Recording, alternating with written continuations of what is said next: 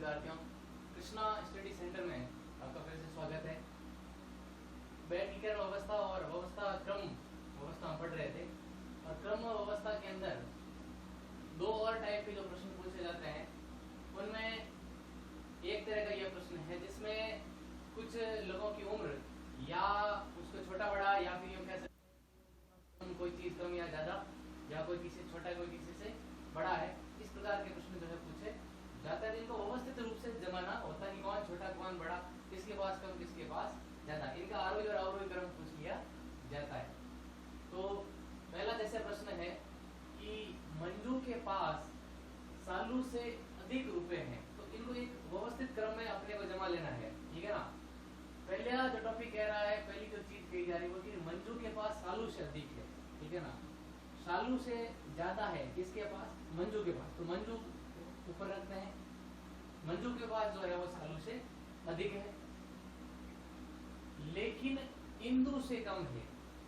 लेकिन इंदु से कम है किसके पास? मंजू के। यहाँ ध्यान रखना, मंजू के पास सालू से अधिक है लेकिन इंदु से कम है।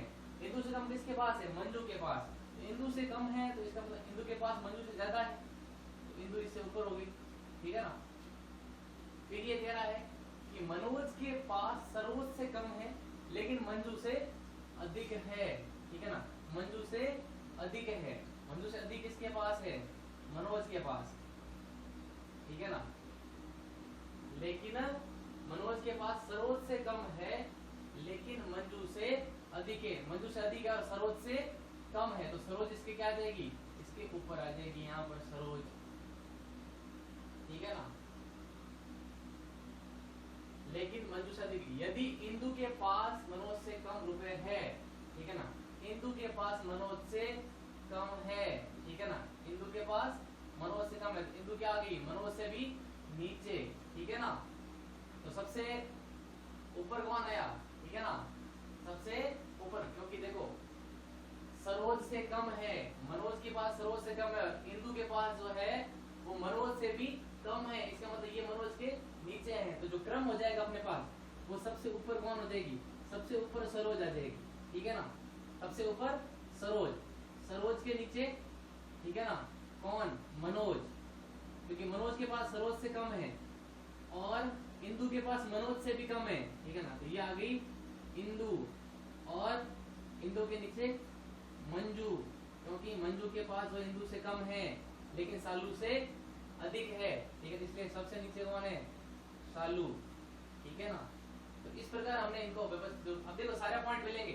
मंजू के पास सालू से अधिक रुपए हैं, मंजू के पास सालू से अधिक है लेकिन इंदु से कम है, इंदु से कम है, ठीक है ना।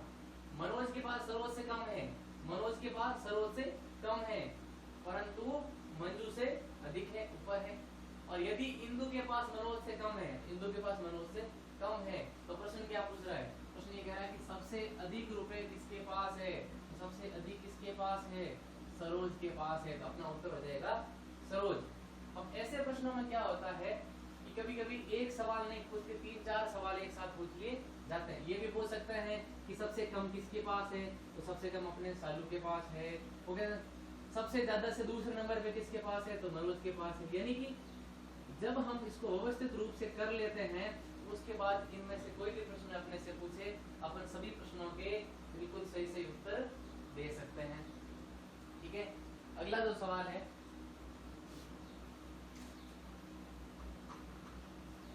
कि K लंबा है S से, ठीक है ना। K जो है वो लंबा है S से, ऐसे लंबा है इसलिए K को ऊपर रखते हैं। S लंबा है U से, S लंबा है U से, ठीक है ना, S लंबा है U से। P K से लंबा है, P जो है वो K से भी लंबा है, ठीक है ना, इसलिए इसको ऊपर रख देते हैं। पर A से छोटा है, पर A से छोटा है कौन? P, ठीक है ना, A से छोटा है। अब क्या कह रहे हैं? अगर इन्हें लंबाई के बढ़ते क्रम में व्यवस्थित किया जाए, लंबाई के बढ़ते क्रम में, यानी छोटे से बड़ा, ठीक है ना, लंबाई के, ठीक है ना, लंबाई के बढ़ते क्रम में व्यवस्थित किया जाए तो चौथे स्थान पर कौन स्थित है, ये अपने को बताना है।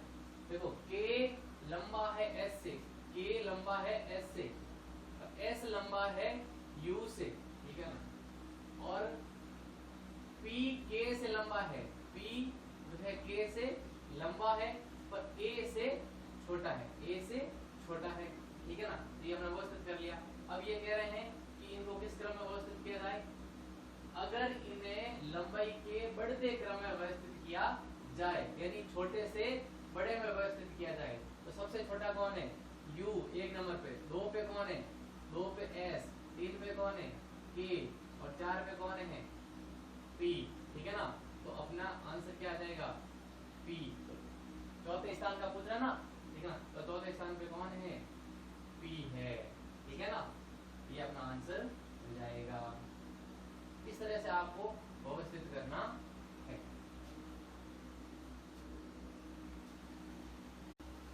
कुछ और प्रश्नों को देखते हैं। जैसे अगला प्रश्न है, प्रीति दीपक से अधिक अंक प्राप्त करती है। प्रीति, हम पी लिख देते हैं केवल इसको। प्रीति जो है दीपक से अधिक अंक प्राप्त करती है, ठीक है ना। ये दीपक से अधिक अंक प्राप्त करे, इसको इधर लिख दिया हमने। प्रीति जो है वो दीपक से अधिक अंक प्राप्त करती है। उपासना उतने ही अंक प्राप्त करती है जितने की दिव्या, ठीक है, यानी कि उपासना, ठीक है ना, ऐसा लिख देते हैं, प्रीति, ठीक है ना, दीपक से अधिक, ठीक है, ऐसा लिख देते हैं, ये दीपक से अधिक अंक प्राप्त करती है। फिर ये कह रहे हैं कि उपासना जो है, उपासना उतने ही अंक प्राप्त करती है जितने की दिव्या, यानी उपासना और दिव्या के अंक जो है वो बराबर है, दोनों ही बराबर है। फिर है रेखा जो है वो मंजू से कम अंक प्राप्त करती है। रेखा जो है वो मंजू से कम है, ठीक है, मंजू से कम अंक प्राप्त करती है। दीपक जो है वो उपासना से अधिक अंक प्राप्त कर रहा है। दीपक जो है उपासना से अधिक है, ठीक है ना। यहाँ पर जो है ये दीपक अधिक है, इसका मतलब उपासना यहाँ नीचे होगी, ठीक है ना। अगर दीपक उपासना से अधिक अंक प्राप्त कर रहा है तो उपासना यहाँ है, और उपासना के बराबर कौन है, दिव्या है, दिव्या भी यही है, ठीक है ना, दोनों ने बराबर अंक प्राप्त किए हैं। दीपक उपासना से अधिक अंक प्राप्त करता है, मंजू दिव्या से कम अंक प्राप्त कर रही है। मंजू ये जो है ये दिव्या से कम अंक प्राप्त करी, तो दिव्या से कम करी तो उपासना से भी कम ही होगी, क्योंकि दिव्या और उपासना के अंक तो बराबर है। तो इसका मतलब मंजू कहाँ आएगी, मंजू आएगी यहाँ पर, ठीक है ना। और हमने ये पहले ही देख लिया है, ठीक है ना, यहाँ पे अपने पास देखिए रेखा के नंबर जो है मंजू से कम है, तो रेखा यहाँ पर इसके नीचे, ठीक है ना, तो ये इससे कम होगी। अब अपने पास डायग्राम सेट है। अब ये अपने से क्या प्रश्न पूछा है, ये पूछा है कि सबसे कम अंक किसने प्राप्त किए हैं। तो अपन देख लो, सबसे ज्यादा तो किया है प्रीति ने, अगर पूछते तो हम बता देते, और सबसे कम किए हैं रेखा ने। तो अपना आंसर क्या हो गया, रेखा, ठीक है ना। सबसे कम अंक प्राप्त किए हैं रेखा ने, और सबसे ज्यादा पूछते तो होता प्रीति। इसी प्रकार अगला प्रश्न है कि सीमा जो है वो गीता से बड़ी है। ये लीजिए, ये सीमा जो है ये गीता से बड़ी है, गीता से बड़ी है। रमेश जो है सीमा और सुजाता से छोटा, ठीक है ना। रमेश जो है वो सीमा और सुजाता से छोटा है, यानी गीता से बड़ा हो सकता है, ठीक है ना। रमेश जो है वो सीमा और सुजाता से, ठीक है ना। तो यहाँ एक सुजाता और बना सकते हैं, ये सुजाता और ये रमेश। रमेश जो है सीमा और सुजाता से छोटा है, और सुजाता जो है वो गीता से ही छोटी है, ठीक है ना। सुजाता जो है वो गीता से छोटी है, और ये पहले ही कह दिया इन्होंने कि रमेश जो है वो सुजाता से भी छोटा है, ठीक है ना। इसका मतलब रमेश कहाँ है, यहाँ पर है, सुजाता से भी छोटा है। अब सुजाता से छोटा हुआ तो सीमा से ऑटोमेटिकली छोटा ही हो गया, ठीक है ना। तो अपने पास इक्वेशन बन गई। अब ये पूछ रहा सबसे छोटा कौन है, सबसे छोटा कौन है, रमेश है। सबसे बड़ा कौन है, सबसे बड़ी सीमा है, ठीक है ना। सबसे बड़ी सीमा और सबसे छोटा रमेश।